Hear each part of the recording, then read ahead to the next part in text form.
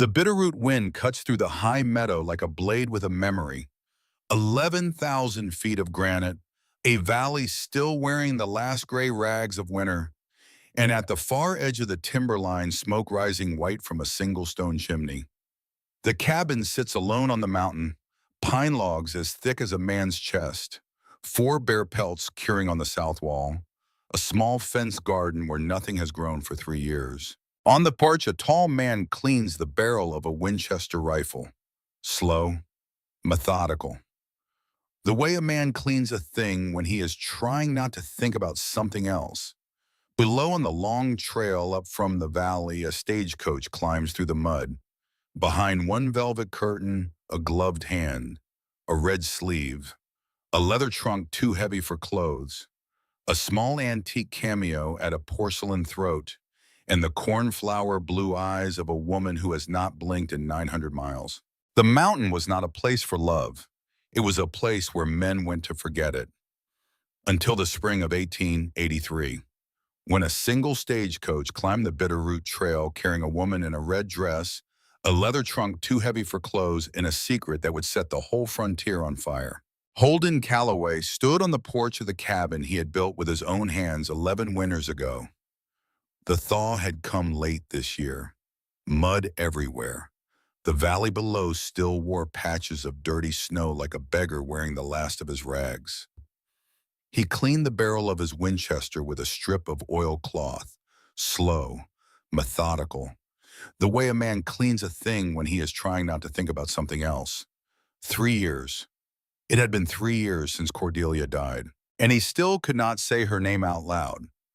Behind him, the cabin door creaked. Garrett stepped out, his face turned just so to hide the long silver scar that ran from his temple down into his beard. Grisly, summer of '79. Holden had pulled his brother out of the bear's jaws with a hunting knife and a prayer. Garrett never spoke much after that, but then again, Garrett never spoke much before it either. "You sure about this?" Garrett said. Not a question, a statement waiting for an answer. "No," Holden said. "Then why?" Holden looked out at the timberline, at the place where the pines met the sky. The mountain did not answer. The mountain never answered. That was the thing he loved about it. "Because Levi needs a mother," he said. It was not the whole truth, but it was the part he could speak. Inside the cabin, Wyatt was already laughing at something. Wyatt was always laughing at something. He came out swinging a tin cup of black coffee, his roan-colored hair still damp from the basin, his grin too wide for the early hour. 29 years old and acting like 19. That was Wyatt. He had ridden into Denver at 21 with a head full of cards and a pocket full of nothing, and come out with a debt that had chased him into these mountains. He never spoke of it. None of them ever spoke of the things that had chased them here. Behind Wyatt came Levi, 25, tall, quiet, holding a book the way other men held a rifle. Levi had not been the same since their mother died. Levi had been 12. He still slept with four-year shawl folded at the foot of his cot. 4 brothers, 1 mountain, and a stagecoach that had been climbing the trail since dawn. "You wrote them," Garrett said. "I wrote them." "You said 1 bride." "I said 1 bride." Wyatt snorted into his coffee. "Big brother is going to get himself a wife. The Lord have mercy on the woman." "Wyatt." "What?" "Shut up." Levi smiled, small, private, the way Levi smiled at everything that hurt. The stagecoach came into view at noon, a black speck against the green of the new spring meadow, then a darker shape, then the rattle of leather and wheels, then the driver's voice cracking the air, calling the team down the last stretch. Holden walked out to meet it. He told himself he was calm. He told himself this was a transaction, a practical arrangement, a signature on a paper, nothing more. He had paid the Hearth and Heart Matrimonial Society in Philadelphia $80 in gold dust. They had sent him a small daguerreotype of a young woman with dark hair pulled back tight and a face that looked like it had never laughed in its life. Mary Sutton, 22 years old, a seamstress's daughter, quiet, practical, unbothered by hardship. That was what the letter had said. The coach came to a stop. The driver swung down, spat tobacco into the mud, tipped his hat without meeting Holden's eye. The door opened, and the woman who stepped out of that stagecoach was not Mary Sutton. Holden knew it the way a man knows weather. Bone knowledge, before he had even seen her clearly, because the dress was wrong. Because the dress was wrong in every way that mattered. It was deep crimson red, a traveling dress, velvet and silk, black lace at the cuffs, a small antique gold cameo at her throat, pearl drop earrings catching the noon sun.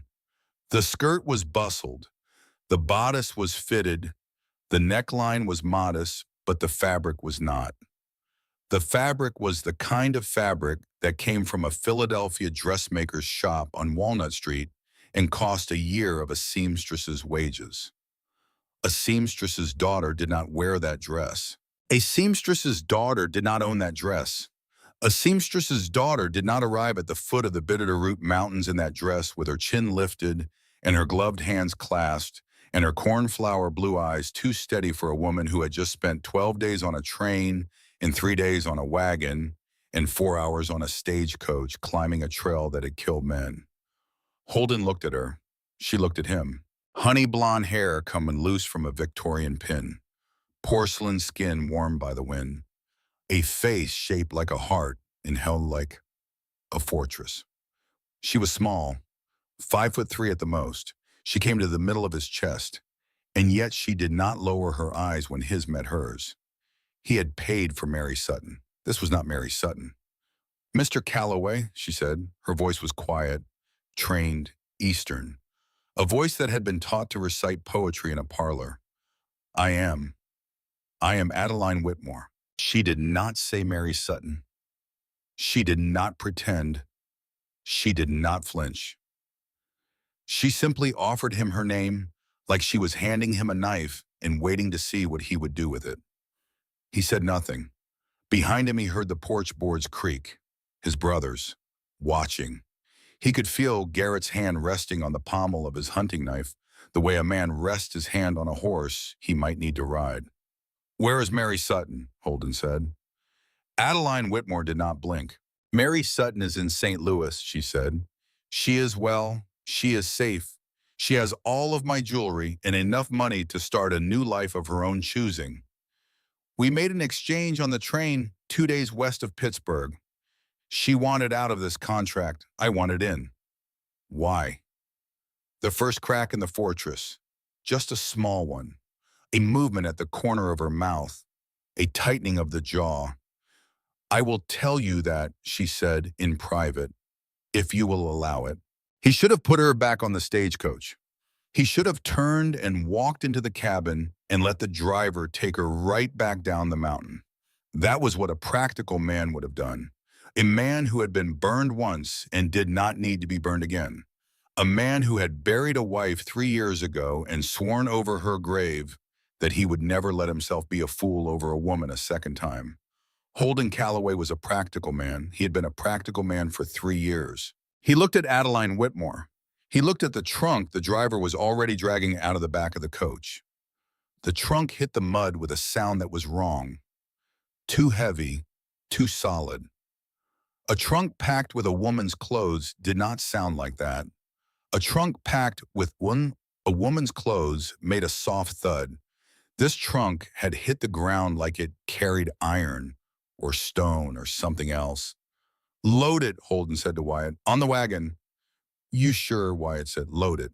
He did not look at Adeline Whitmore again until the trunk was in the wagon and the driver had turned the coach back down the trail.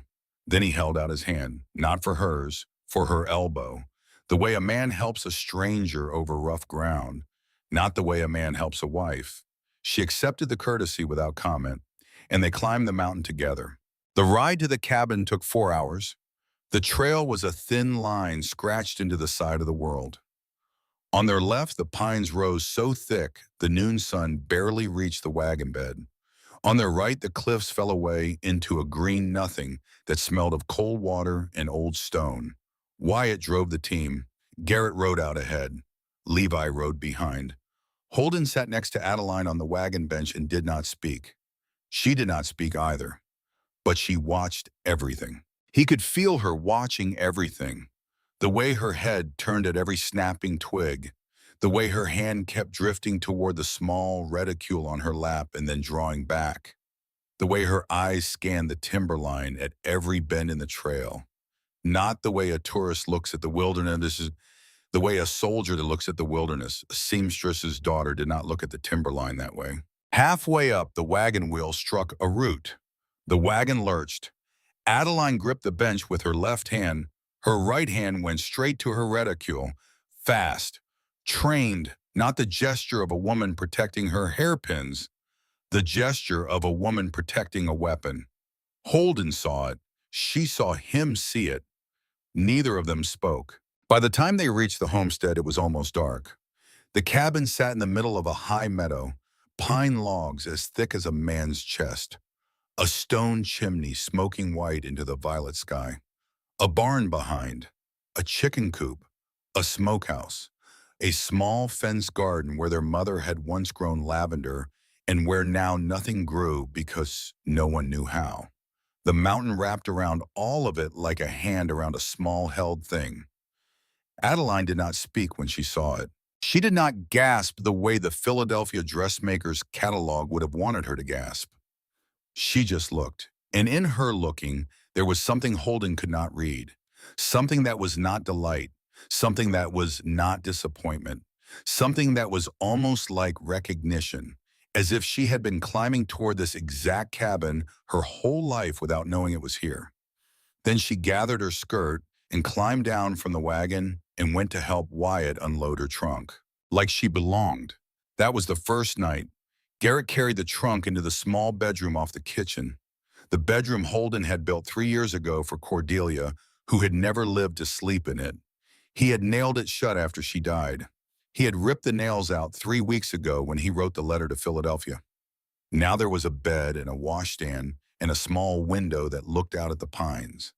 Nothing else. Nothing of Cordelia. He had burned all of that long before. Adeline thanked Garrett. Garrett nodded once and left without speaking. Wyatt cooked elk stew, bitter coffee, hard bread. They ate at the long pine table Holden's father had built in 1864. Adeline ate slowly, carefully, the way a woman eats who has been taught at a Philadelphia table where every fork has a purpose and every bite has a witness. But she did not complain. She did not push the food away. She ate every bite of the stew, and she drank the coffee black, and she thanked Wyatt when he refilled her cup. Wyatt liked her after that. Wyatt liked anyone who liked his cooking.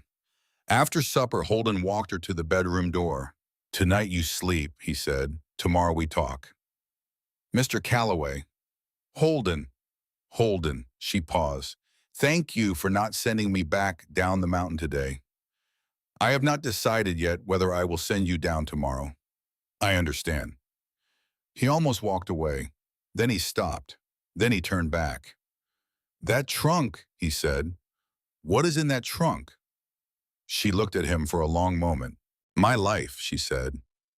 Then she closed the door. Holden stood in the hallway for a long time, listening to nothing, listening to the sound of a woman who was not Mary Sutton breathing on the other side of his dead wife's bedroom door. Then he went to his own room. He did not sleep. The second day, Adeline rose before any of them.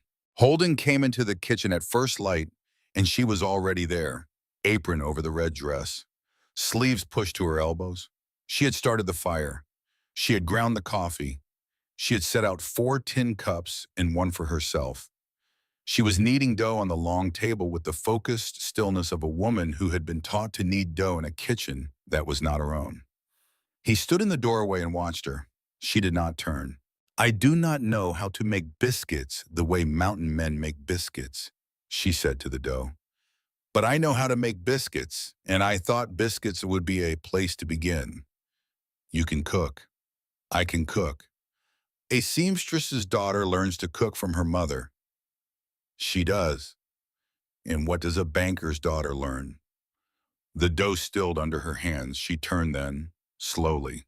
And for the first time since she had stepped out of that stagecoach, Holden Calloway saw fear move across the face of Adeline Whitmore.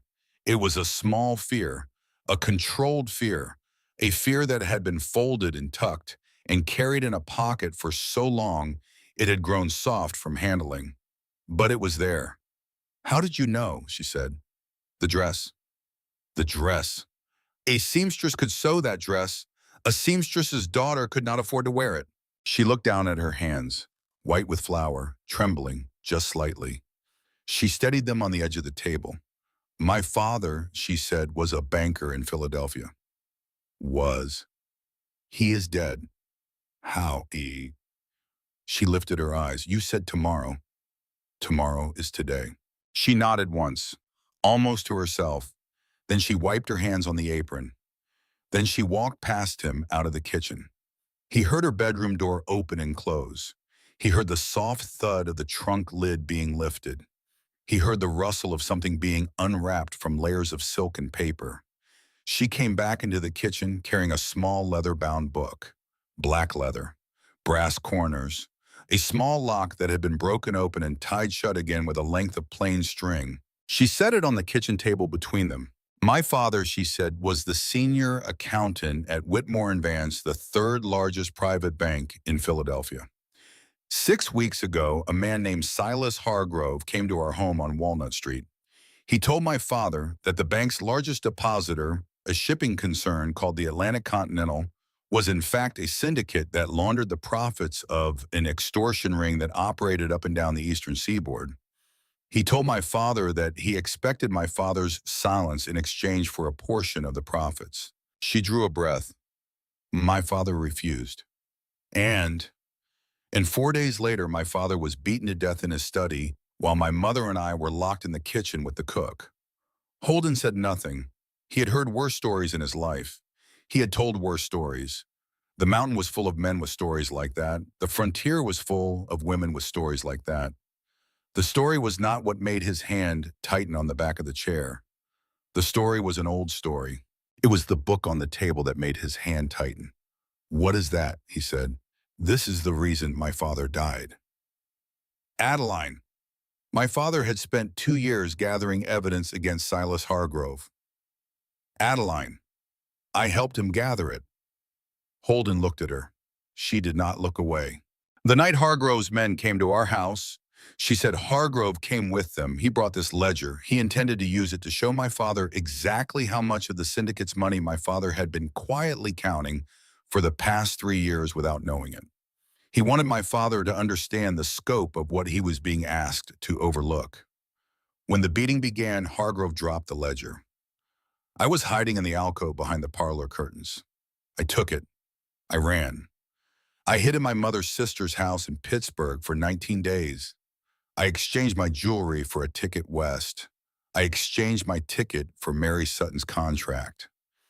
And I climbed onto a stagecoach in Helena 3 days ago with this ledger sewn into the bottom of my trunk, and I rode up your mountain because, Mr. Calloway, there is no other place on this earth that Silas Hargrove cannot reach." She breathed in.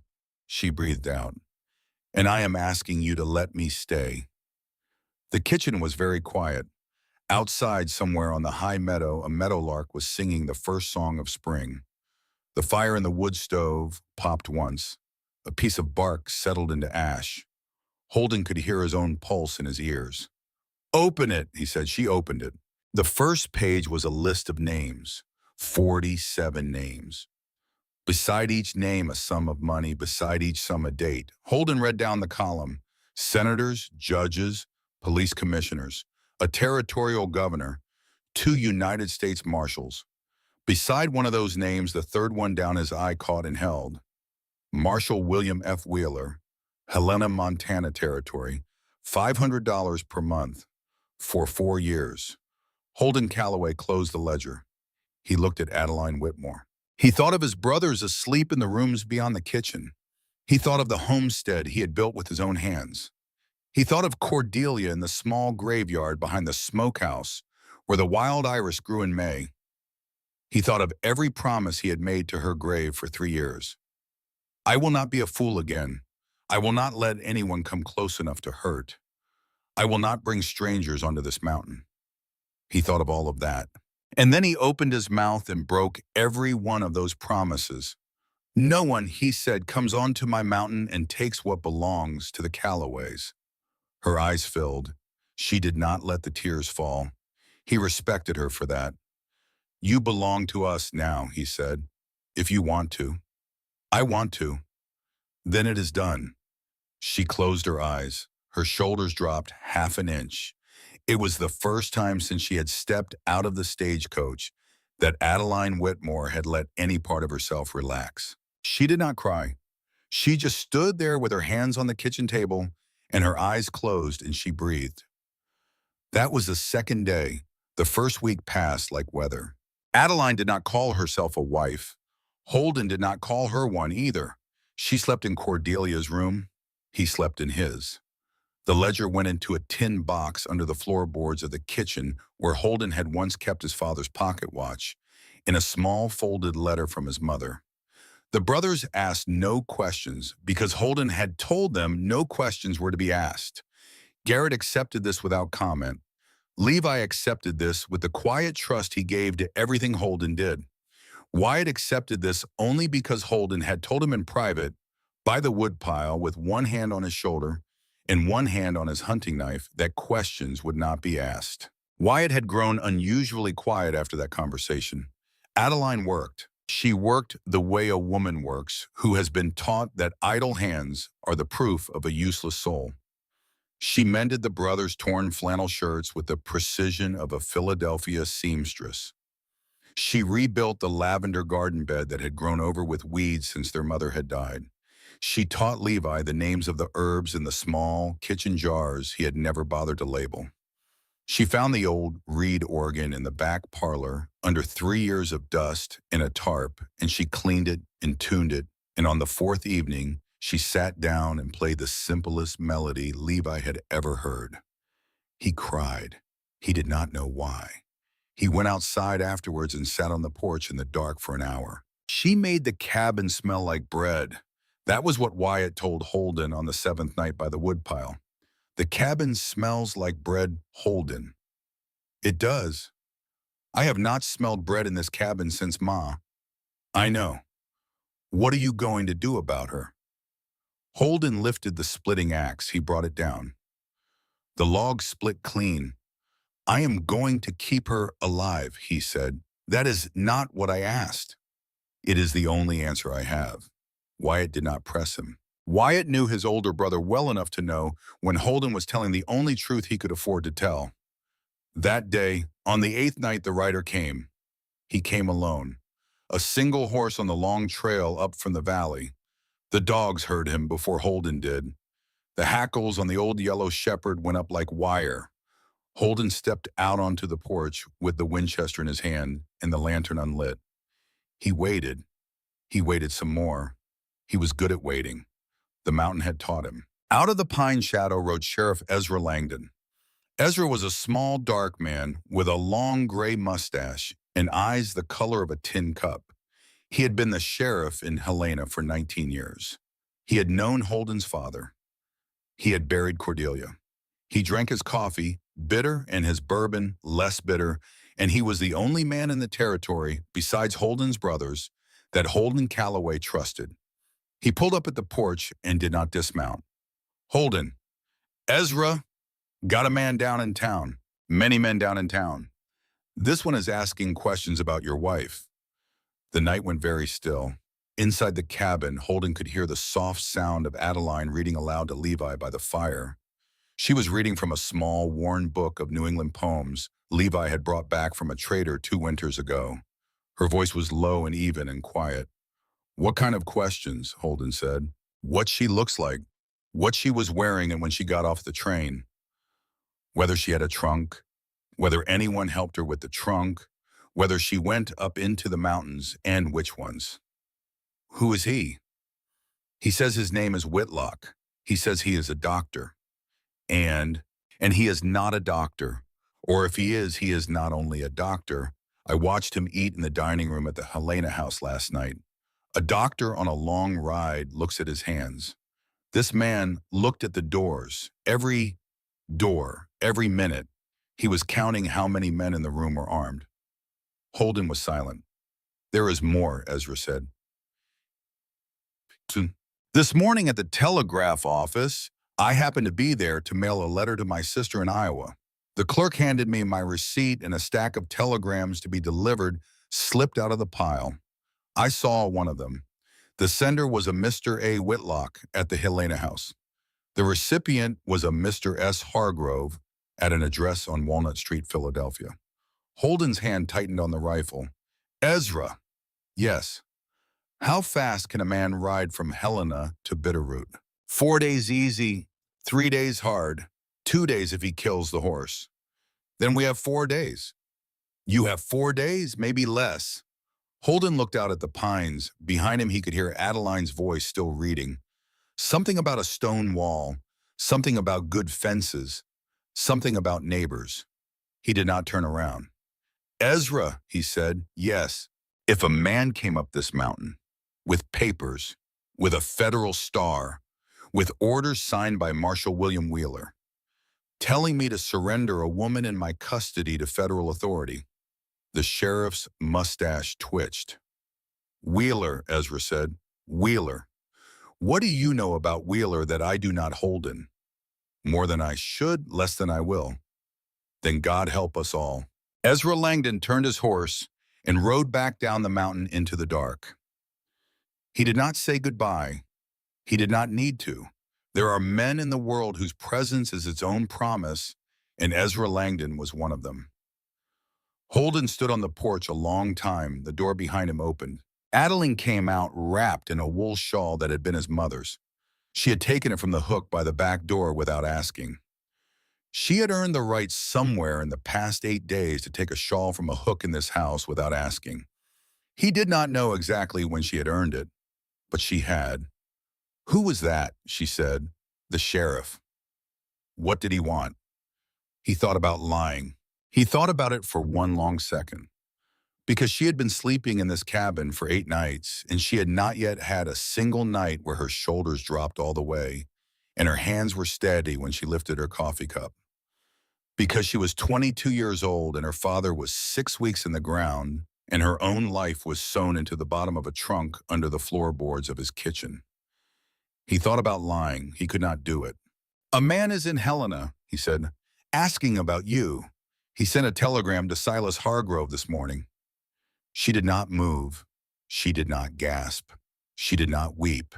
She simply lifted her chin a quarter of an inch and looked out at the dark line of the pines and said very quietly, how long do we have?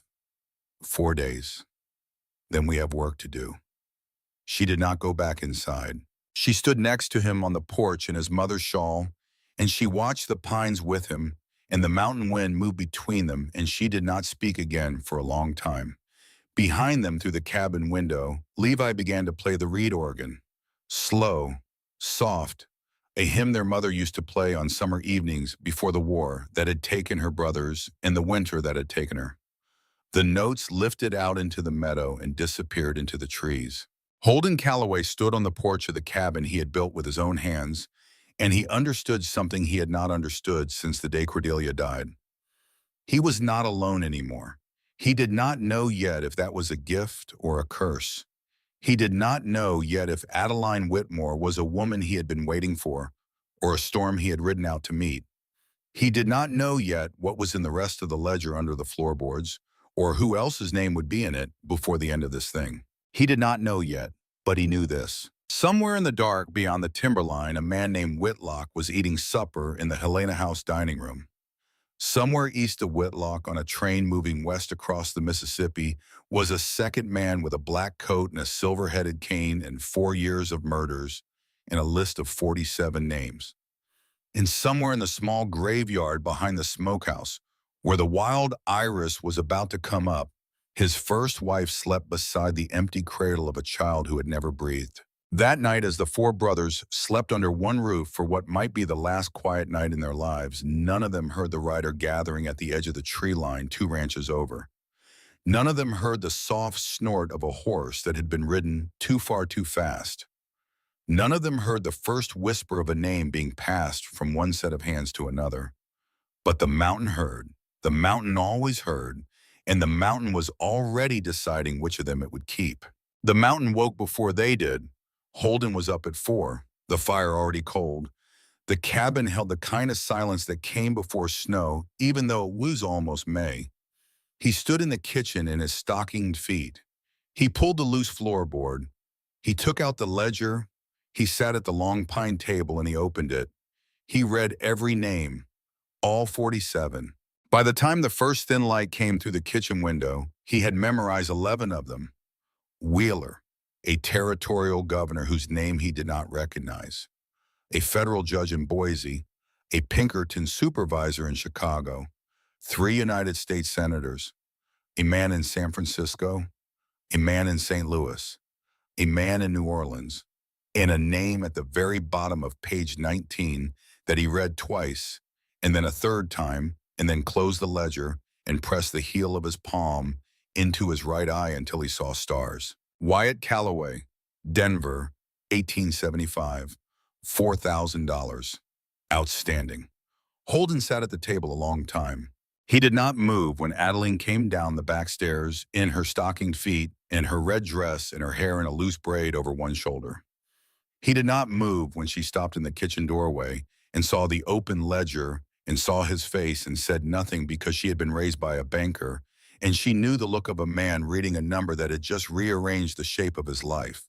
She put the coffee on. She did not ask. He did not tell. Because Wyatt was his brother, and because Wyatt had run from Denver 8 winters ago with a torn ear and no explanation and a story about a cattle drive that had never quite added up, and because Holden Calloway had spent every night for 3 years promising the small graveyard behind the smokehouse that he would protect what was left of his family. Except now his family was the reason the storm was coming up his mountain. So he closed the ledger. He put it back under the floor. He took the coffee Adeline set in front of him, and he drank it black, and he said, "Today we shoot." "Shoot what?" "You." She looked at him over the rim of her cup. "I beg your pardon, Mr. Calloway." "Holden. Holden. Today I'm going to teach you to shoot a Winchester rifle. Tomorrow I am going to teach you to reload it under pressure. The day after that, I am going to teach you the cabin, where the doors are, where the windows are, where the loose board in the loft is and what is under it, where the cellar door opens and how long the tunnel goes." "There is a tunnel. There is a tunnel." "To where, Chisholm?" "To the smokehouse." "How long?" 40 feet. "Why?" "Because his grandfather had dug it in the winter of 1862 with one hand and a sprained back. Because the Bitterroot in 1862 had not been a kind place for a Union man with 3 sons in blue uniforms back east. Because Calloway men did not build cabins. Calloway men built fortresses and called them cabins. But Holden did not say any of that. He said, because Callaways do not leave a door without a second door. Adeline set her cup down. "Holden." "Yes." "Thank you. Drink your coffee." She drank her coffee. By 8, they were out behind the smokehouse in the high meadow, the grass still silvered with frost. Adeline had pulled on a pair of Wyatt's old riding boots over her stockings because the snow melt would have ruined her own. She wore a heavy wool coat of Holden's mother's. She had pinned the red velvet of her sleeves up to the elbows. She looked, Holden thought, from where he stood 12 feet away, with the rifle like a woman discovering, for the first time, that her own 2 hands could hold more than she had been told. He handed her the rifle. She accepted it with both hands. She held it the way a woman holds a baby that is not her own. "Have you ever fired a rifle?" "No." "A pistol?" "Once, when, 6 weeks ago, in my father's study, I missed." "Adeline." "I missed on purpose, Holden." He looked at her. She was not looking at him. She was looking at the iron tea tin he had set up on a stump 40 paces out. Her eyes very steady, her chin not lifted, her chin lowered, concentrating, Like a girl who had been raised to read books was now being asked to read weather, and she was figuring out the new alphabet from the inside. Why? Because he had not killed my father yet. He had only struck him, and I thought if I missed him by an inch, he would stop. He did not stop. He laughed. He took the pistol out of my hand. He told me girls do not shoot men, and then he went back to my father. Adeline, I will not miss the next time. No, he said, you will not. He stepped behind her. He did not touch her. He stood close enough that she could feel where he was. He talked her through the weight of the rifle, the stock, the barrel, the cool weight of the lever, the way to seat the butt into the soft place under her shoulder, the way to breathe out before you squeeze. She listened. She fired. She missed. He did not say anything. He just nodded once. He lifted his hand to her elbow. Light, brief, adjusted the angle a quarter inch, stepped back. She fired again. The T-10 jumped off the stump and rolled into the meadowgrass. She lowered the rifle. Her shoulders were shaking. He thought for 1 second that she was crying. Then he realized she was laughing. Silent laughing, the laughing of a woman who had just discovered that her own body would do a thing she had not believed it could do. Again, he said. She fired again. By noon, she had hit the tin 9 times in a row. By 2, she had hit a pine cone from 60 paces. By dusk, she had reloaded the rifle blind with her eyes closed 3 times while Holden counted out loud, and not one cartridge had slipped from her flour-dusted hands. He took the rifle from her on the porch at sundown. She rolled her shoulders. Her arms had to be screaming. She did not say so. She walked into the kitchen in his mother's coat and his brother's boots, and she sat down at the long pine table, and she opened the Bible Levi had left on the bench, and she read for 45 minutes without speaking. When she set the Bible down, she said, I am going to need a different dress. What is wrong with the dress? It is beautiful, Holden, and I cannot run in it. Tomorrow we ride to the trading post. Tomorrow. You can pick what you want. She nodded once. Then she said, Holden. Yes. I have not asked, because I did not want to ask, but I am asking, whose coat am I wearing? The kitchen got very quiet. My mother's. And whose room am I sleeping in? He did not answer. She did not press him. She stood up. She rolled the rifle muscles out of her shoulders. She walked to the back stairs. She paused at the bottom step. Holden. Yes. You do not have to tell me tonight, but you should tell me eventually, because I would like to know whose name to thank when I say my prayers. She went upstairs. Holden sat at the kitchen table a long time. The second day was the trading post. Carver's trading post sat at the dogleg in the mountain trail 8 miles down from the cabin. It was a single log building with a hitching rail and a porch and a tin sign that read Carver in letters that had been hammered into the metal 40 years ago. Old man Carver had died in 1879. His widow Hattie ran the post now.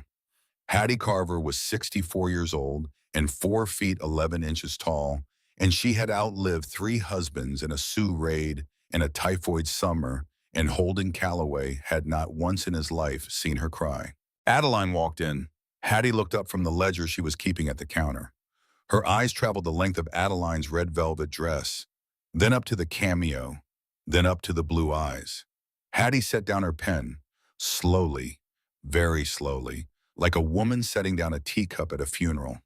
Hattie, Holden Calloway, you bring me a Philadelphia debutante up the back trail of my mountain, you better have a story I am going to want to hear. She needs working clothes. I see that. And a pair of boots. I see that too. And a wool cloak. The brown one if you still have it. I still have it. Hattie did not move from behind the counter. She just kept looking at Adeline. Adeline did not flinch. She did not lower her eyes. She did not perform Philadelphia. She just stood there in the doorway of a one-room trading post in the Bitterroot Mountains in May of 1883, with her hands clasped in front of her like a woman who had learned early in life that the only thing a woman could control was her own composure. Hattie Carver finally smiled, a small, dry smile. "You have a name, child. Adeline Whitmore, ma'am. And what is a Whitmore doing on a Callaway mountain?" "Hiding, ma'am. From bad men." "That'll do." Hattie came around the counter. She took Adeline's measurements with a length of knotted string. She picked out a brown calico work dress in a heavy gray wool one, and a divided riding skirt, and a pair of lace boots, and a brown wool cloak with a deep hood. She added in 3 pairs of thick stockings and a leather belt and a small folding knife in a tin canteen. She slid the pile across the counter. "On the Callaway account," she said, "Hattie. Holden Callaway, when you bring me a Philadelphia child to wrap in mountain wool, I do not take your money. Now both of you get out of my store. The light is going." In the wagon on the way back up the trail, Adeline sat with the new clothes folded on her lap and the brown wool cloak wrapped around her shoulders over the red dress. She watched the timberline.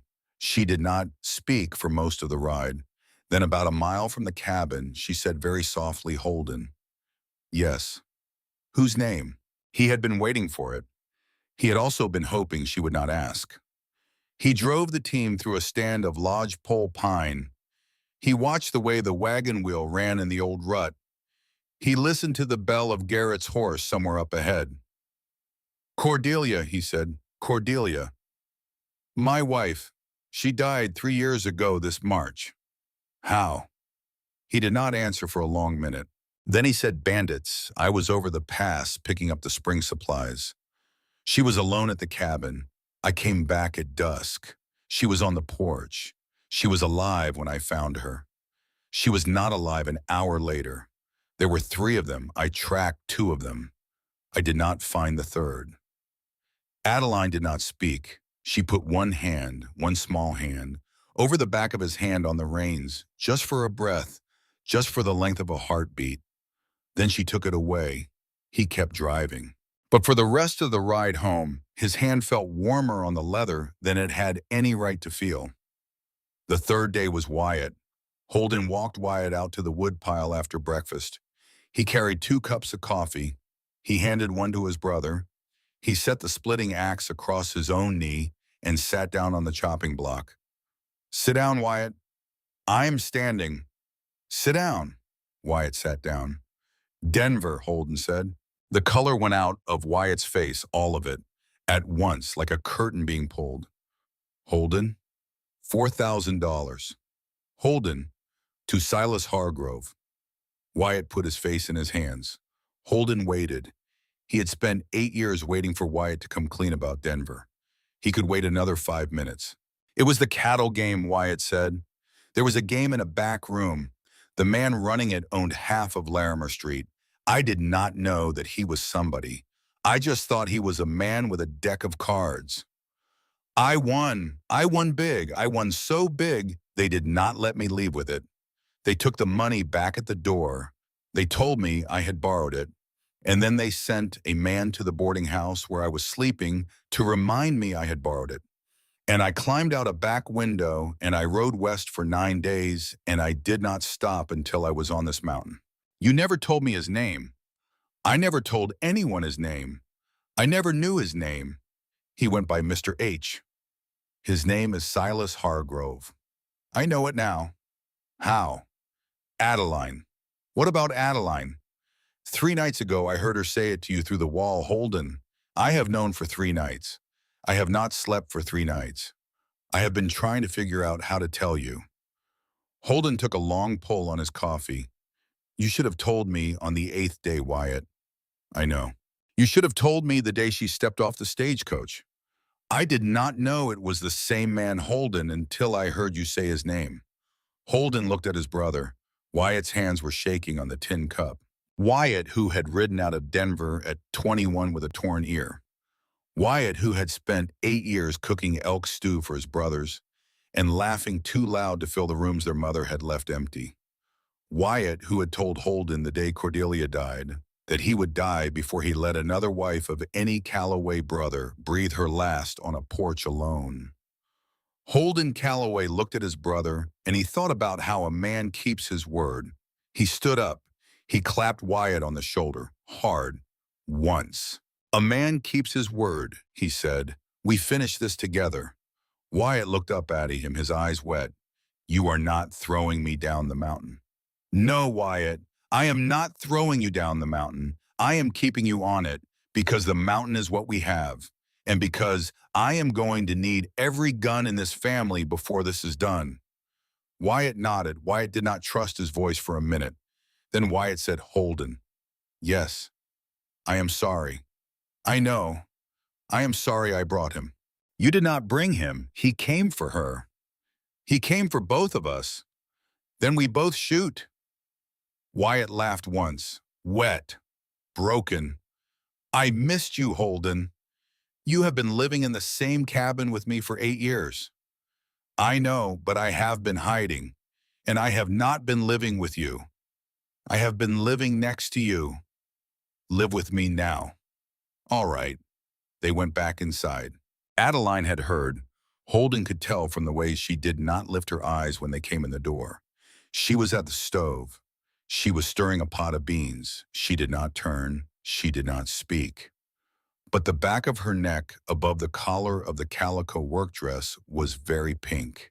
She had been crying, quietly, without sound, the way a woman cries when she has been taught all her life that crying in front of strangers is a small kind of theft.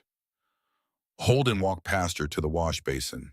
As he passed, he let his hand rest, briefly, lightly, for the length of one heartbeat, on the small of her back. She did not move away. She did not turn. But the pot of beans got stirred a great deal harder for the next 60 seconds. That was the third day. The fourth day, the baby came. Holden had ridden down to the lower meadow at first light, to check the fence line, to check the south trail, to listen for hoof beats and wagon wheels and whatever else the mountain had to tell him. He was 4 miles down the trail when he heard the crying. Thin, high, not a wolf cub, not a fawn, not anything that lived on this mountain in May. A baby. He found her in a basket in the grass beside the trail, wrapped in a piece of canvas that had once said flower on the side. No note, no blanket, a small bottle of cold goat milk, and a rag that had been used as a teat. The baby was maybe 4 months old, maybe 5. A girl, her eyes the dark blue that babies have before they decide on a color, her cheeks red with the cold and with crying. He looked at the trail, up, down, both directions. No one. There were 100 reasons a settler family on this mountain in this year would leave a baby in a basket beside the road. There was an outbreak of measles 2 valleys over. There were folk that could not feed what they had. There were widowers with 3 other mouths and not one woman left to nurse a 4th. The frontier in 1883 was not a kind place to be born a girl with no name. He picked up the basket. He rode home with the baby tucked inside his coat. When he carried that basket into the cabin, Adeline was kneading dough. She looked up. She saw the baby. She did not say a word. She wiped her hands on the apron. She crossed the room. She lifted the child out of the basket. She tucked the small face into the soft of her neck. The crying stopped within 4 breaths. She closed her eyes. She held the baby. She did not speak for a long time. Then she said, "We will need a tin of milk and a clean cloth and a feeding bottle if Hattie has one. I will ride. Tomorrow you can ride. Tonight we just need to keep her warm." Holden Calloway stood in the doorway of his own kitchen, and he watched a banker's daughter from Philadelphia hold a foundling baby against her shoulder in his dead wife's coat, and something inside his chest cracked. Quietly, like the first thaw in March, like ice giving over to water. He had been so afraid of this. For 3 years, he had been so afraid of this. Of standing in this kitchen and watching a woman hold a child his wife had never lived to hold.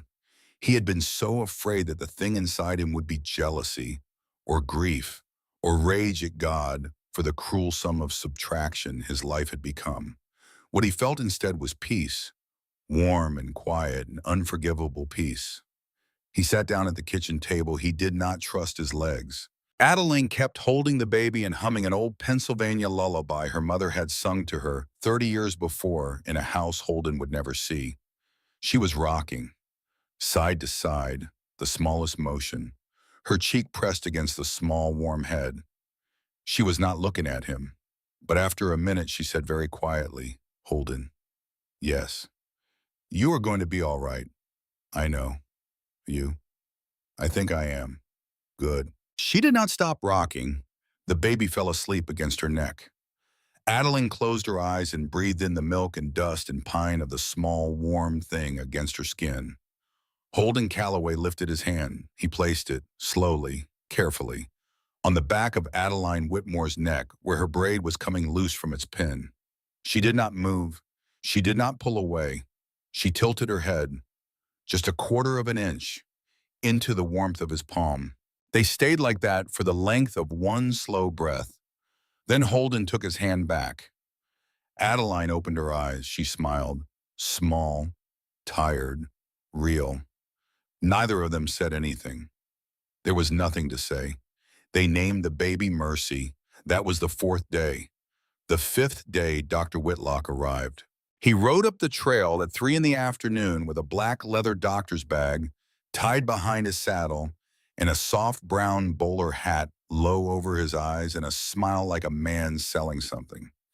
He called out from 40 feet down the trail, "Hello, the cabin! Hello, the cabin!" As polite as the parlor. Holden came out onto the porch with the rifle in the crook of his arm. "State your business." "Dr. Adam Whitlock, sir, out of Helena. I had heard from Mr. Carver at the trading post that your brother Garrett took a fall last week and damaged his shoulder. I happened to be making the rounds of the upper ranches. Thought I would offer my services." It was a good lie. Garrett had taken a fall last week. He had wrenched his shoulder reaching for a feed sack in the hayloft. He had not seen a doctor about it. Hattie Carver was the only person besides the brothers and Adeline who knew. Hattie Carver had not told anyone, which meant somebody had asked Hattie, and Hattie had answered, which meant somebody had asked the right question. "Come on up," Holden said. Inside the cabin, Adeline went very still. Holden caught her eye across the kitchen. He shook his head. "Once. Small? Almost not at all." As Adeline picked up the basket with Mercy in it, she walked into Cordelia's room. She closed the door. The latch clicked. Dr. Whitlock came inside. He was a soft, round man in his late 40s, sandy hair going gray at the temples, a pink scrubbed face, a trimmed beard, the clean white hands of a man who did not work outdoors. His doctor's bag was a good one, black leather, brass fittings, the kind of bag a real doctor would have. He examined Garrett's shoulder at the kitchen table. He was good. Holden gave him that. The man knew anatomy. He probed the shoulder joint. He rotated the arm. He pressed 2 fingers along the line of muscle below the scapula. Garrett, who never made noise, hissed once. Whitlock nodded. He pronounced it a strain, not torn. He recommended rest. He pulled a small brown bottle of laudanum from the bag and set it on the table. 2 drops in water for the pain, not more. "Obliged," Garrett said. "Not at all." While he was packing the bag back up, his eyes traveled, slow, casual. They traveled along the wall over the wood stove where the Winchester usually hung. They traveled along the line of the back stairs to Cordelia's door. They traveled along the kitchen floor to the small, slightly uneven seam where the loose board sat above the tin box where the ledger lived. They paused for 1/2 second longer than they should have. Then they kept going. Holden saw it. Levi saw it. Holden saw Levi see it. Whitlock did not see Levi see it. He stayed for coffee. He chatted about the weather. He chatted about the price of beef. He chatted about a piece of new gossip from town concerning a Philadelphia financier who had been seen in Helena that very week looking for his runaway niece, who had taken leave of her senses after the unfortunate death of her father. Whitlock laughed about it. The things wealthy families will do, eh, Mr. Calloway? Wealthy families? Oh, yes. Apparently the girl is unbalanced. Quite tragic. The poor uncle is desperate. He has offered $500 to anyone who can give him reliable information about her whereabouts. $500. Yes, sir, quite a sum. Holden Calloway leaned back in his chair. He did not smile. He did not frown. He simply looked at Dr. Adam Whitlock across his kitchen table, and he said very quietly, "If I had any information on such a girl, doctor, you would be the first man in Helena to know." "Most kind of you, sir. Most kind of you to ride all this way for my brother." "Think nothing of it." Whitlock left at 4. He rode back down the mountain in the long, late afternoon light. He waved once at the bend in the trail, then he was gone. Holden stood on the porch until he could no longer hear the horse. Then he turned and went inside. Levi was already at the doctor's empty chair. "Holden." "What?" 2 minutes when he asked to wash his hands. He went into the back hall. I followed him. He was not at the wash basin. He was in his own mix. I saw what he took out. Levi saw him. A piece of paper. He folded it small and put it in his vest pocket. What was on the paper? A drawing of the cabin from the outside. Every window, every door, the smokehouse, the barn, the chicken coop, and he had marked one of the windows with a circle. Which window? The one in Cordelia's room. And Holden. There is more. Underneath the drawing in the lining of his bag, I saw a tin star, a Pinkerton badge. He is not Hargrove's doctor. He is Hargrove's man. Holden Calloway closed his eyes. He breathed in. He breathed out. He opened his eyes. "Garrett Wyatt, get every cartridge we own up out of the cellar. Levi, tell Adeline she can come out. And then tell her we have maybe 2 days, not 4. The brothers moved. Adeline came out of Cordelia's room with Mercy asleep in her arms. Her face was very pale. She had heard every word through the door. She did not ask. She did not need to ask. She walked across the kitchen and she placed Mercy in the basket on the table. And she walked to the Winchester on the wall and she took it down. She checked the chamber. She set it on the table next to the basket. She picked up the apron she had taken off when Whitlock arrived. She tied it back on. Then she said, "Holden." "Yes. I am not running. I know. This is my house too now." "I know." "Then tell me what to do." He looked at her. 22 years old, a Philadelphia banker's daughter, 6 weeks since her father's killing, 5 days since she had fired her first rifle, 4 hours since she had named a foundling baby Mercy, and she was standing in the middle of his kitchen with her sleeves pinned to her elbows and a rifle on her table and a child in a basket beside it, and she was telling him this was her house. He did not say what he wanted to say. He could not. It was not yet time. But he reached across the kitchen table, and he covered her hand with his, and she did not move it. "Tonight," he said, "you sleep with the rifle on the bed. Tonight we move every shell box up into the loft. Tomorrow we put Mercy in the cellar with Levi by the tunnel door. And then we wait. For Hargrove. For Hargrove. And the marshal. And the marshal." She nodded. She did not lift her hand from under his. Outside, the sun was going down over the timberline. The pines were turning black against an orange sky. Somewhere on the lower trail, an owl called once. A horse in the barn answered. Holden Calloway looked at the woman across his kitchen table, and he understood that he had broken every promise he had ever made to the small graveyard behind the smokehouse. He had let a stranger come close enough to hurt. He had let a stranger come close enough to lose. He had let a stranger come close enough to love. And he understood that he was not sorry, that he would do it again, that he would do it tomorrow, that he was going to spend whatever number of days the mountain decided to give him standing between Silas Hargrove and the hand under his. He just did not know yet that the worst news of his life was riding up his mountain at that exact moment. That Sheriff Ezra Langdon had spurred his horse onto the lower trail an hour before sundown, carrying a telegram from Helena and a piece of news that was going to take the floor out from under Holden Calloway in a way that nothing had since the morning he had come over the pass and found Cordelia on the porch. Because Marshal William Wheeler had filed a federal warrant that afternoon for the arrest of all four Calloway brothers for the charge of harboring a fugitive from federal justice. And riding into Helena 2 days behind that warrant was Silas Hargrove himself, in a black coat, with a silver-headed cane, and a name he had been waiting 3 years to settle with the eldest Calloway brother. Not Adeline's name, Cordelia's. Ezra Langdon rode up the mountain just before sundown. His horse was lathered white at the chest. The old sheriff was hatless. His gray mustache was wet with sweat. He did not dismount when he reached the porch. He sat in the saddle. He held out a folded yellow telegram in one gloved hand. His other hand rested on the butt of his sidearm. Holden read the telegram twice, then once more. Then he handed it to Adeline. She read it standing in the kitchen doorway with Mercy on her hip. Her face did not change. That was the thing about Adeline Whitmore that Holden had learned over the last 2 weeks. Her face did not change. Only the small place between her eyebrows. That place moved. It moved now.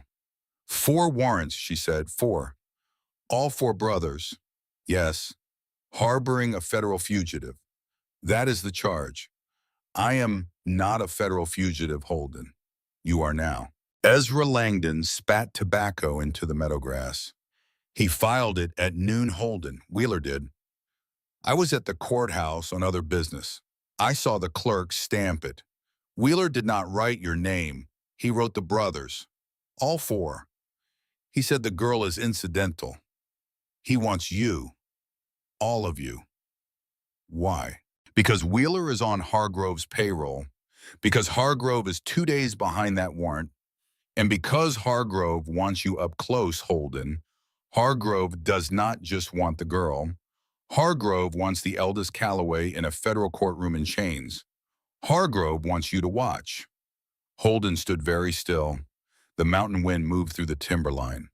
Why, he said again. Ezra Langdon looked at him. For a long time, the old sheriff had buried Cordelia. Ezra Langdon had been one of the 4 men who had carried the pine box up the slope behind the smokehouse and lowered it into the ground in March of 1880. Ezra Langdon had stood at that grave for an hour after the others left. Ezra Langdon had known Holden Calloway's family since before Holden was born. Ezra Langdon knew something. Holden could see it in his face. Ezra? Holden. What? There is a thing I have been carrying for 3 years. I did not carry it on purpose. I came across it last summer when I was going through old paperwork on a separate case, a Pinkerton matter. I did not put it together until I read that telegram this morning. Ezra, the 3rd bandit, the one that got away, the one you tracked for 2 weeks and could not find. Holden's hand closed on the porch rail. What? His name was Cal Roan. I know that name. I gave that name to every marshal between here and the Yellowstone. He died in a saloon fight in St. Louis in 1881. He bled out on a card table. He talked some before he went. He told the deputy who was holding his hand that the raid on the Calloway place was not a robbery. He told the deputy the raid was contract work. He told the deputy he had been paid in advance by a man with a silver-headed cane out of Philadelphia. The contract was for the woman on the porch, not for the cabin, not for the horses, for the woman. They were told to do it slow. The Pinkerton report sat in a drawer in St. Louis for 2 years and never crossed a desk in Helena because the man in the silver-headed cane had paid the right clerks. I did not know any of this until last summer, and I did not put the name together with Hargrove until your woman put a name in my ear 5 days ago. Holden did not speak. He could not. His chest was too tight to draw air. Adeline was looking at him, her mouth slightly open. Mercy was making small, soft sounds against her shoulder. Adeline did not seem to hear them. Holden, do not. Holden, Ezra, do not. You needed to know. I needed to know 3 years ago. I am sorry. The old sheriff was crying. Holden Calloway had never in his life seen Ezra Langdon cry. He saw it now, 2 tears moving down through the gray bristle of the mustache. They reached the corner of the mouth. They did not stop the mouth from speaking. I should have known sooner. It is not your fault. It is somebody's fault, Holden. Yes. And he is 2 days behind that warrant. Yes. Holden Calloway looked at the small graveyard behind the smokehouse. The wild iris was just starting to come up, soft green spears against the dark earth. The little wooden cross at the head of Cordelia's grave was leaning slightly to the east because a spring frost had pushed it. 3 years. For 3 years, he had told himself it was bandits. He had told himself it was the random violence of the frontier. He had told himself he had failed to be home that day. He had carried the failure of that day on his shoulders the way a man carries a yoke. He had told himself that the man he could not find was a saddle bum with no name and no face who had drifted east into anonymous nothing. The man who had killed Cordelia had a name. The man who had killed Cordelia was riding up his mountain. The man who had killed Cordelia had bought a railroad ticket out of Philadelphia and was coming to use that killing as leverage against him in a federal courtroom. A red noise, a loud red noise was building behind Holden Calloway's eyes. He felt Adeline's hand on his sleeve. He did not remember her crossing the porch. Holden. Adeline, look at me. He looked at her. Not with blood, she said. With law. He did not answer. Holden. He took her, Adeline. He took my father, too. He took her slow. I know, Holden, I know. Look at me. Look at me. He looked at her, her eyes very steady, very close, the smallest tremor at the corner of her mouth, her hand on the sleeve of his shirt. Not with blood, she said again, with law, because the ledger under that floor has his name on it 47 different ways. Because the ledger under that floor takes him and Wheeler and the governor and the senators and the Pinkerton supervisor. Because the ledger under that floor takes the whole syndicate in one swing. If you kill him with your hands on this porch holding Calloway, you take him only. And you leave the rest of them to do this to another woman next year, and you hang, and our daughter watches. She paused. She did not realize what she had said. He did. Our daughter, the small basket on her hip, the small foundling girl named Mercy in her arms. Holden Calloway closed his eyes. He breathed in. He breathed out. He opened his eyes. With law, he said. With law. All right, Adeline. All right, Holden. That was the night of the 5th day. They left for Helena at 3 the next morning. The plan was simple because there was no time to make it complicated. Wyatt and Garrett would ride for Helena ahead of the wagon. They would cause noise. They would draw Wheeler's deputies and Hargrove's hired guns out into the open at the Gold Leaf Saloon on Main Street. They would not start the fight. They would let the fight start itself. Wyatt was good at that. Wyatt was unfortunately very good at that. Levi would drive the wagon. Levi would carry Mercy in a basket under the bench seat with a small loaded Colt pistol and one instruction. If anyone came for the wagon ride for the back of the courthouse, hand Mercy to a woman. Any woman, old, young, did not matter. Then come find us inside. Holden and Adeline would walk into the federal courthouse through the front doors at exactly 10 in the morning. Court was in session. Judge Nathaniel Crow was on the bench. Judge Crow was new to Montana territory. Judge Crow had come from Boston. Judge Crow was the only federal officer between St. Louis and the Pacific Ocean whose name was not in the ledger under the floor. Sheriff Ezra Langdon would stand at the back of the courtroom with a sealed sworn statement and the buffalo rifle that had ended a war in 1865. That was the plan. It was a thin plan. It was the only plan. They rode out of the yard at 3. The fog lay heavy in the meadow. Mercy slept in the basket. Adeline wore the brown wool cloak with the hood up over her hair. The red velvet dress was folded in the bottom of her trunk back at the cabin. She wore the gray work dress and the lace boots. She had the small folding knife from Hattie Carver in her right pocket. The ledger was in a calfskin wrap inside the cloak against her chest where it could not be cut from her without cutting her first. Holden rode beside the wagon. He did not speak the whole way down the mountain. What he was thinking was not the kind of thing a man should speak out loud. What he was thinking was, I have spent 3 years not being able to say her name, and now I am going to walk into a federal courtroom and say his. Helena at 10 in the morning was a town holding its breath. The streets were too quiet for a Friday. The dry goods store had its shutters half closed. The Helena House Hotel had 2 men sitting on the porch who were not guests. The blacksmith shop was dark. Word had traveled. Word always traveled in territory towns. The town knew something was about to happen, even if the town did not yet know what. The Gold Leaf Saloon at the corner of Main and 6th had a horse tied up at the rail that Holden recognized. A tall red roan with a white blaze. Hargrove's horse from Dr. Whitlock's drawings. Hargrove was inside. Wyatt and Garrett had already gone in through the back. Holden helped Adeline down from the wagon at the corner of Main and 7th. They were 1 block from the courthouse. Levi sat on the wagon bench with one hand on Mercy's basket and one hand on the small colt and his eyes everywhere. Levi. Yes. Do not move from this wagon. I will not. If you hear shooting from the saloon, I drive for the back of the courthouse. Yes.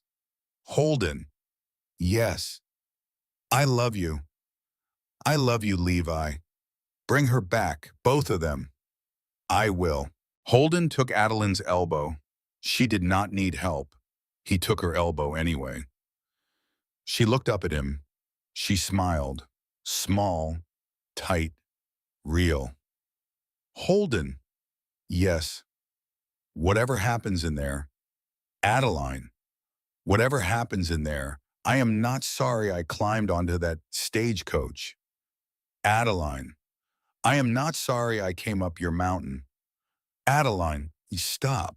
I am saying it now because we may not have a later. I am not sorry. I would do it again.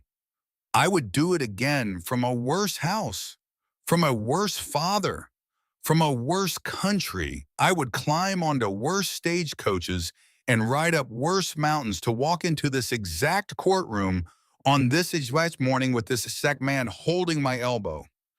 I am saying it because I should have said it sooner. I am saying it now.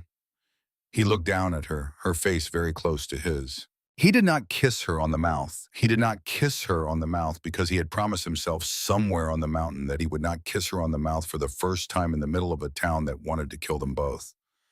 He kissed her on the forehead. Once. Slow. Deliberate. The way a man kisses a thing he means to keep. Her eyes closed. All right, she said, all right. They walked into the courthouse. The courthouse on Main Street was a 2-story stone building with a brass eagle over the door and a long marble hallway and a heavy oak courtroom door at the end of the hallway. Holden held that door open for Adeline. She stepped through. He stepped through behind her. The courtroom was full. Holden had not expected it to be full. The gallery was packed shoulder to shoulder. 2 rows of cattlemen in the back. 3 rows of townsfolk in the middle. A row of newspapermen with pencils in front. Judge Nathaniel Crowe sat on the high bench in a black robe. He was 61 years old. He had a Boston accent. He had 3 days of stubble. He was reading a docket. He looked up when Holden and Adeline walked in. He frowned. He did not know them. But he saw the cloak. He saw the calfskin wrap pressed against the chest under the cloak. He saw the way the eldest of the 4 men he had been told to issue warrants for that very morning was holding the elbow of the woman who was supposed to be a fugitive from federal justice. He set the docket down. In the second row of the gallery, a man in a black coat rose to his feet. silver-headed cane in his right hand, sandy gray hair combed back from a high forehead, pale eyes. A wedding band on his left hand, because Silas Hargrove had been a widower for 14 years and had never taken the ring off because the ring was a useful prop. He smiled. He smiled at Holden Calloway across a packed federal courtroom. He smiled the smile of a man who had been waiting 3 years for this exact morning. Beside Hargrove stood Federal Marshal William F. Wheeler, 54 years old, heavy-set, two deputies behind him, all three with hands on revolvers. Wheeler had the federal arrest warrant in his left hand and a smug expression on his face.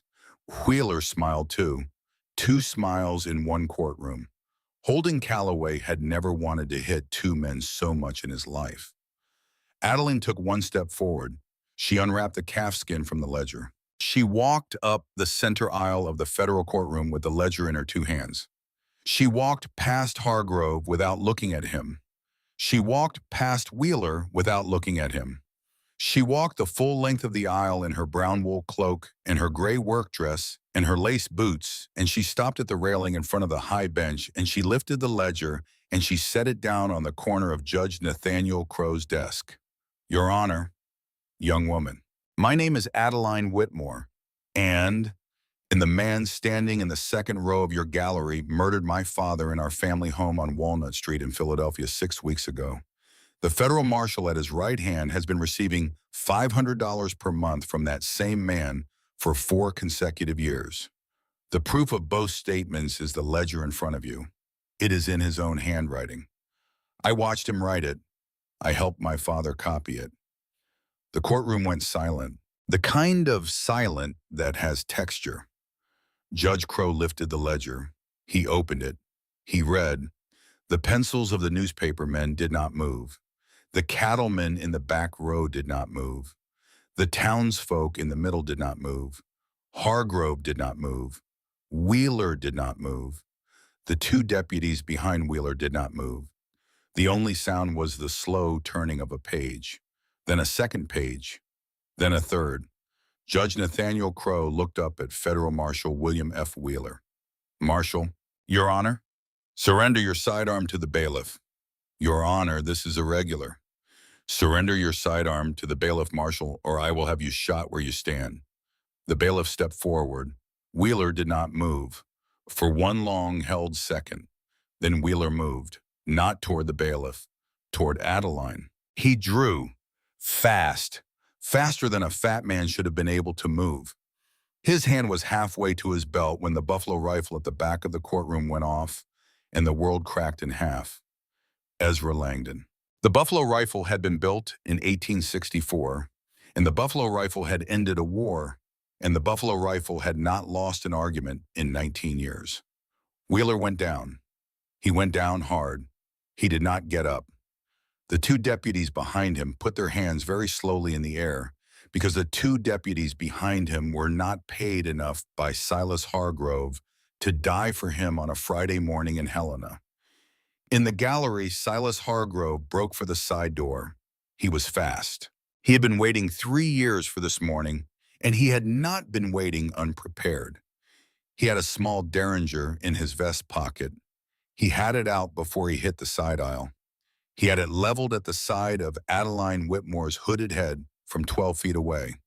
Holden Calloway moved. He moved without thought. He moved the way a man moves when the woman he had already made his wife in his heart is 12 feet away from a derringer, and the man holding the derringer is the same man who killed his first wife.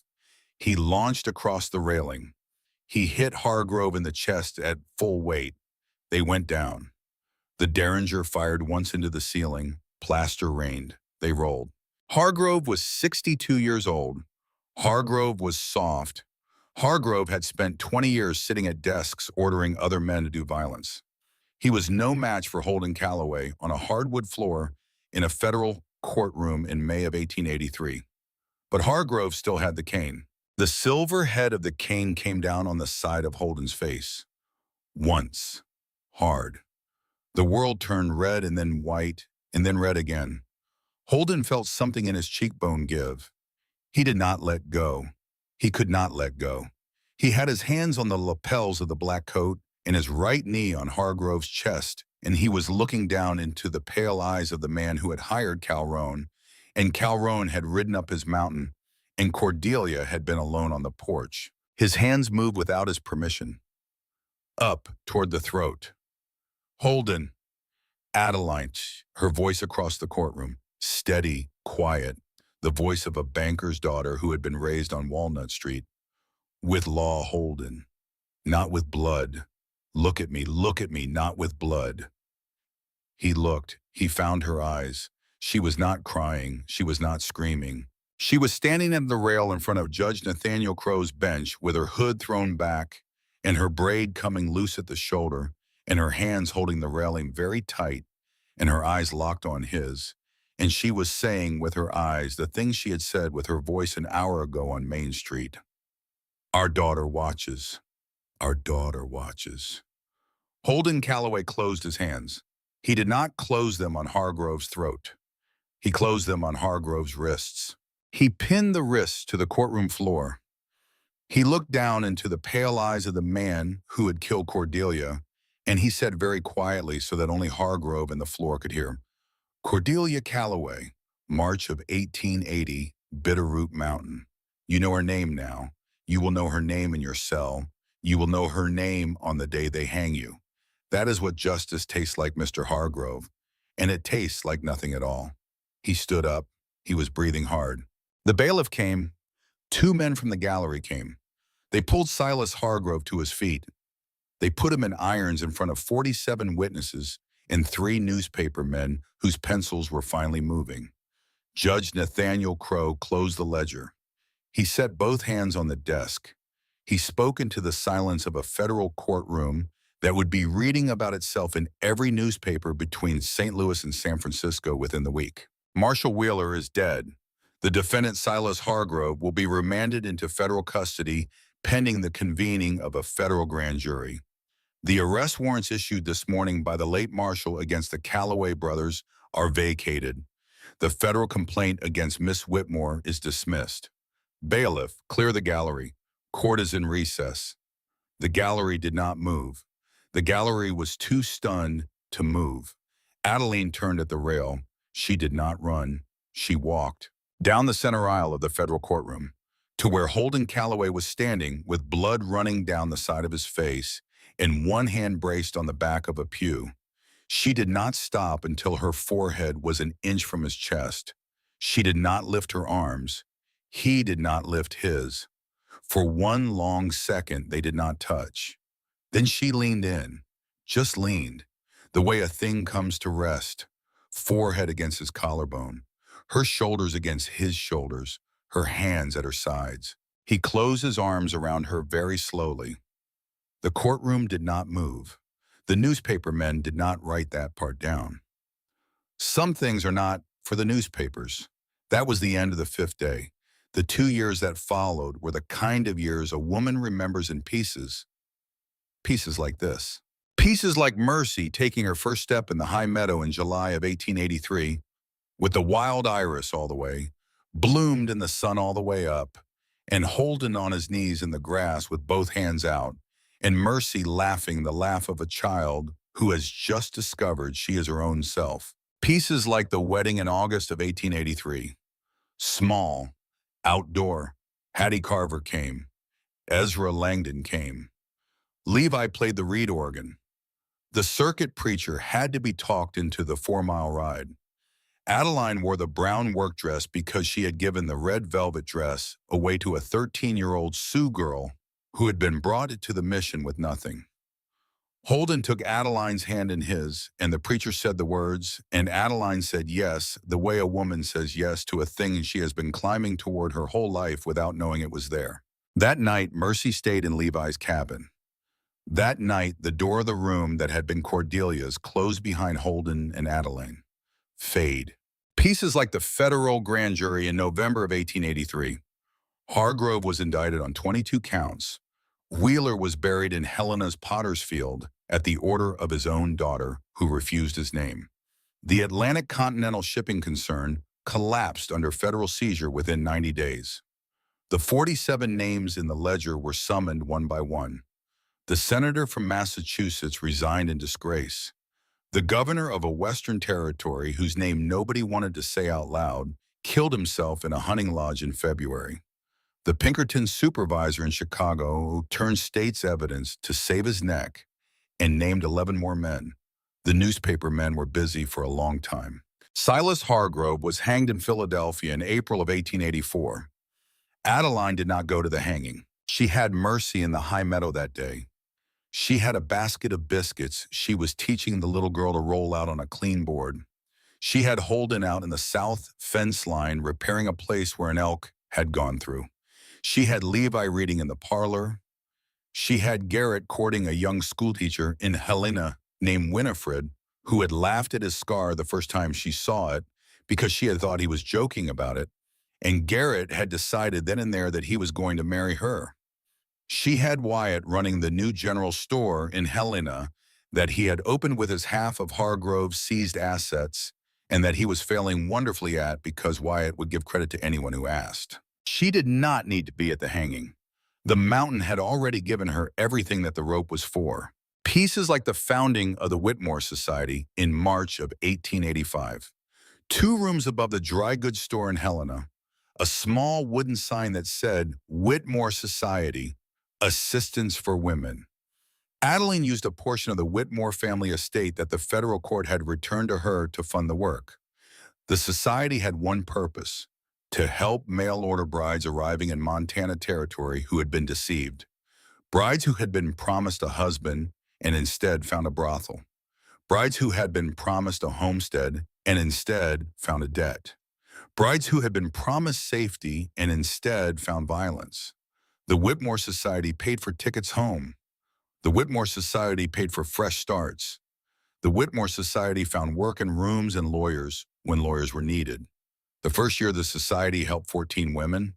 The second year it helped 31. By the time Mercy turned 4 years old, the society had quietly relocated, supported, or rescued 109 women across 3 territories. Adeline did not put her own name on the sign. She put her father's. Pieces like the porch in the summer of 1885. A soft June evening, the meadow gold with late light, the pines very still, a mourning dove calling somewhere in the timberline. Mercy asleep in a small wooden cradle that Garrett had carved for her with one hand because his shoulders still got stiff in the cold weather. Adeline sat on the porch step in a pale yellow cotton dress that had not been made in Philadelphia. She had a tin cup of coffee. She had her hair down. She had a small kitchen cat curled up against her hip. Holden came up out of the south meadow with his coat over one shoulder and his hat in his hand. He stopped at the bottom step. He looked up at her. Adeline. Holden, are you sorry? He had been asking her that quiet question every few months for 2 years. It had become the question between them. The way some couples say, I love you. They said, are you sorry? She always answered the same way. She tilted her head. She looked out at the timberline. She thought about her father. She thought about the alcove behind the parlor curtain in Philadelphia. She thought about the train 2 days west of Pittsburgh. She thought about Mary Sutton in St. Louis sending 1 Christmas letter a year. She thought about the trunk too heavy for clothes. She thought about the red velvet dress on a Sioux girl somewhere down the Lolo Pass. She thought about Mercy. She thought about the brothers. She thought about the small graveyard behind the smokehouse where she went every March on the anniversary to lay wildflowers on Cordelia's grave because Cordelia was the reason she had a husband. She thought about all of it. She turned her eyes on Holden. She said, I ran west to save my life, Holden. I did not know the West was going to save my soul. No, I am not sorry. I have never been sorry. I will never be sorry. He came up the steps. He sat down beside her on the porch. He took her hand in his weathered one. The mourning dove called again. Mercy stirred in the cradle, settled, slept on. The mountain held its breath, the way the mountain had held its breath the day the stagecoach first came up the trail 2 years ago in May. Only this time there was no danger riding behind it. This time there was nothing on the trail at all. Just a woman in a yellow dress and a man with a scar on his cheekbone where a silver-headed cane had once tried to take his life. Just a child asleep in a cradle her uncle had carved. Just three brothers down in the South Meadow finishing the fence line for the evening. Just a porch, just a pine, just a sky, just home. And in the end, the bride who arrived with a secret to hide became the woman the mountain had been waiting for all along. And the four brothers who had sent for a wife discovered that the help they truly needed was someone brave enough to make them a family again. And the mountain, which had never been a place for love, became the only place either of them would ever call home.